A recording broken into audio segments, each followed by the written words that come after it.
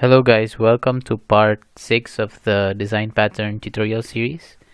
In the last video we developed the subject, which is our event publisher, and we developed an interface for the event observer. So we already also coded up the publisher to be able to register, unregister, and publish events. In this video we will write the concrete observers. If we recall from our task or the requirements, these are all the things we need to do with the events. So each one of them will be a concrete observer. Now the first thing is to keep the existing functionality of logging the events. So we will start by making a console logging event observer. Console.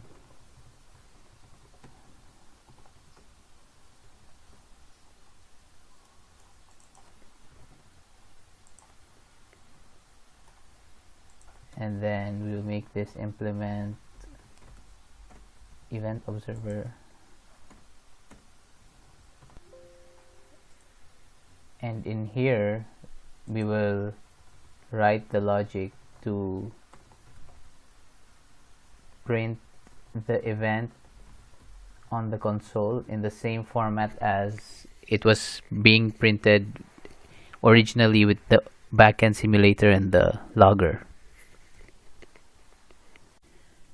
So if you recall the format of the logs, it was something like this, where we have the event type and then a colon and then the attributes separated by commas. Now it is easy to extract the event type from our event object because we have an event.getType method, but for the attributes we don't have a method yet. Now to extract these attributes we can add an abstract method here that says get comma separated attributes, and then each of the concrete classes would have to override it so we can get the attributes polymorphically. But that's not a good solution because for each concrete observer we have to add a method here. So for JSON we'll have to add our own different method. For the statistics it will be different, so that will not be a good solution because it will create unnecessary clog in this class, which violates single responsibility. Another solution is to do a switch case on the event type tag, similar to what we did in the factory. So something like this. If we switch the tag and compare it to each, so we will know which event is it, and then we cast it. But this is not also a good solution because for each concrete observer we have to repeat that casting and that if else, the series of if else, so that's a lot of code duplication. So to address this concern we will use the visitor design pattern.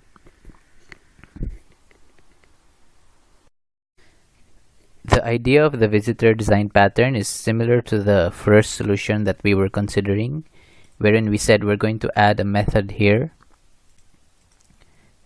but instead of adding a method for each concrete type of observer, we're going to add a generic method that allows it to accept a visitor, and then by creating different kinds of visitors we can extend that functionality. So let's look at the class diagram of the visitor design pattern. The element here represents our event, and in each of the concrete elements we have an ability to accept a visitor, and we will make a visitor interface wherein this visitor can accept all the different kinds of concrete elements, so event types.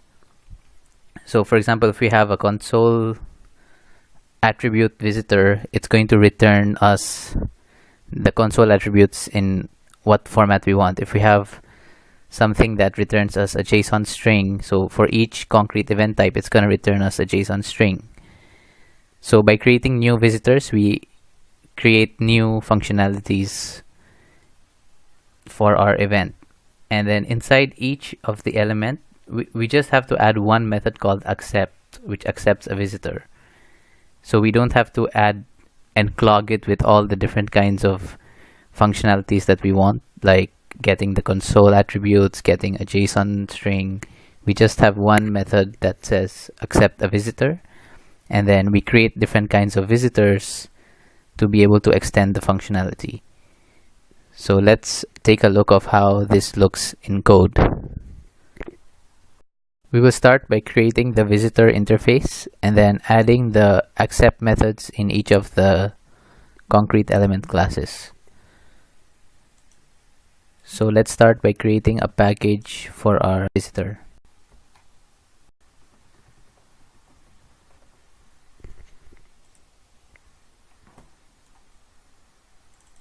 So in here we will have the visit methods for each of the concrete event types. So for example, user registered event. And the return type, we want it to be variable based on the different kinds of visitors. So again, I will use generics over here. So it gives us the flexibility to make visitors that return different kinds of things. I wrote up each of the visit methods. So now we have one for each concrete event type. Now let's go in the event interface and add the ability to accept a visitor. So we have this method that has a return type based on the type of the visitor. And then in each of the concrete classes, we override the accept method, so it returns event visitors that visit this. For example, for this added to cart event, it visits this. So in the event visitor, it's going to hit this method. So it's kind of polymorphism for the parameters. And then for the remaining event classes, we also add the accept method. UML diagram, we have implemented this visitor interface, and we already have this event class and the ability to accept a visitor in each of the concrete classes. Now we have to implement our concrete visitors. So the first one will be the console logging visitor.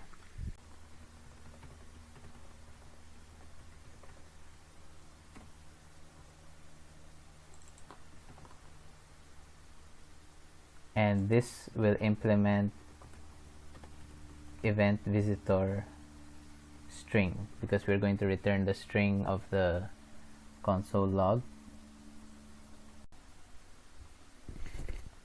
Okay, I have implemented the visitor. So all I do here is in each of the method, I call the assemble method, which is a private method. I pass in the event and then all the parameters that we need appended to the log. And in here, we just join the parameters and return them. Now we need to use this console logging visitor in our console logging event observer. So now we can just do something like this, where we instantiate our event visitor, which returns a string as new console logging visitor, and then we make it accept the visitor. So when this accepts the visitor, it's going to go in the concrete class and make the visitor accept this, and the visitor will then accept the correct kind of event and accordingly give us the log. So now let's go into the events collector and register this observer so we can see it in action. So here I'm going to create a new instance of our console logging event observer and then register it to the publisher. So if we run this thing, hopefully we get the right output.